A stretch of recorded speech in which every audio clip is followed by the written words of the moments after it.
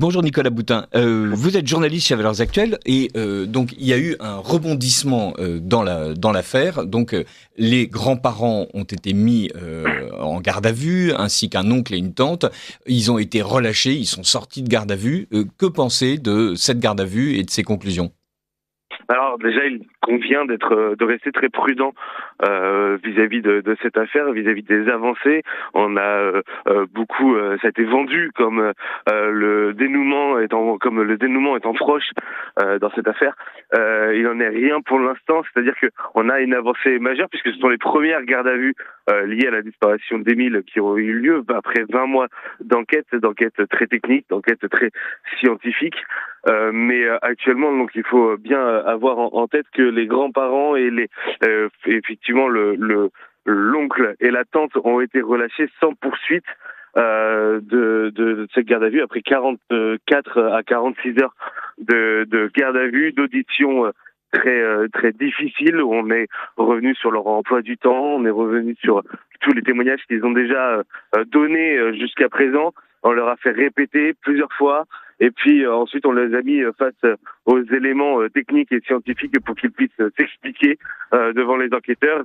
Et visiblement, aucune charge n'a pu mener à une mise en examen derrière. Donc, il reste bien évidemment présumé innocent.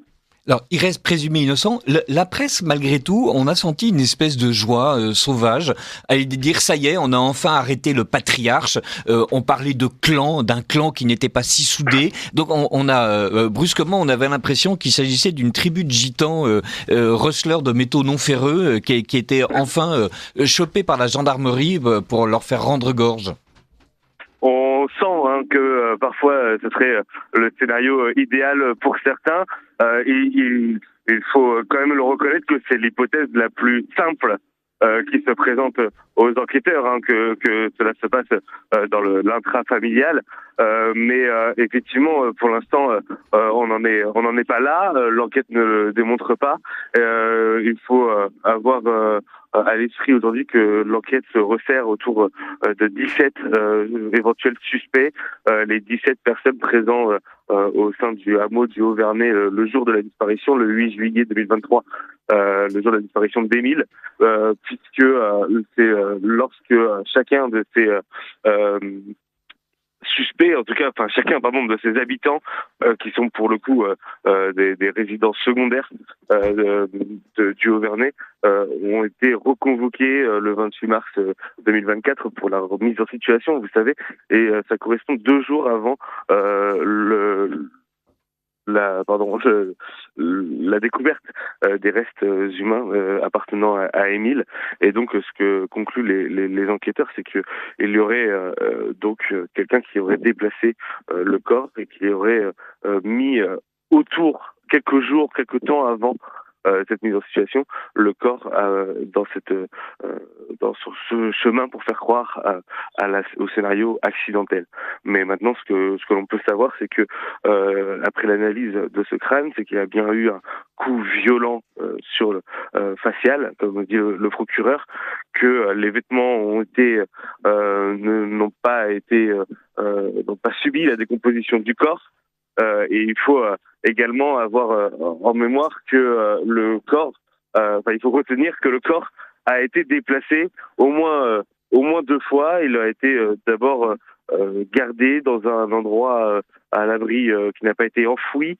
Il a été gardé à l'abri de la nature, des éléments naturels. On pense notamment à un congélateur, par exemple, avant d'être déposé sur ce chemin, là où une randonneuse trouve les restes à la veille de Pâques, le 30 mars 2024. Le procureur a effectivement donné quelques éléments sur la manière dont Émile était probablement mort. Le mystère reste totalement entier sur la manière dont il s'est égaré, a été vraisemblablement enlevé. Et est-ce que on sait si d'autres habitants vont eux-mêmes être mis en garde à vue et être passés sur le grill ? Alors, il y a eu de nombreuses perquisitions et il faut s'attendre effectivement à de nouvelles gardes à vue, ne serait-ce que pour de nouvelles auditions, au moins en tant que témoin, peut-être au début. Et effectivement, c'est à la lumière de ces nouveaux interrogatoires, que les enquêteurs vont pouvoir avancer. Mais effectivement, on sent dans ce qu'a précisé hier le directeur d'enquête et puis le procureur lors de la conférence de presse, que les éléments techniques et scientifiques ont été cette première étape dans l'enquête. On semble être au bout de ces investigations, même s'il y a encore les véhicules saisis au domicile des grands-parents d'Émile à analyser, et puis éventuellement peut-être des éléments trouvés à l'intérieur du domicile. Ça n'a pas fuité sur ce qui a été retrouvé et saisi lors de la perquisition. Mais la suite logique veut qu'effectivement il va y avoir de nouveaux interrogatoires.